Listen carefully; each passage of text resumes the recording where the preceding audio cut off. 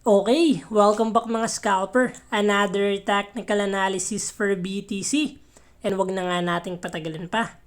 Daily time frame is isang malaking red candle and above average yung volume.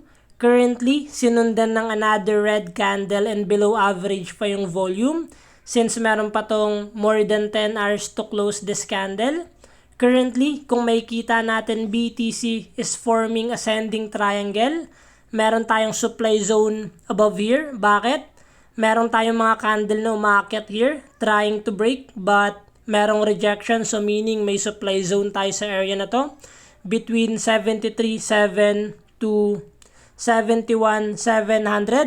So the moment na tumatama is nare-reject. Currently, what we expect sa ganitong scenario, big picture is the moment na basagin ni BTC yung trendline support natin, magkaroon tayo ng sign of weakness sa buying pressure and possible to change yung bias sa downtrend momentum. But the moment na mabasag niya naman yung supply zone and basagin tong horizontal resistance, possible it's only a continuation ng uptrend momentum.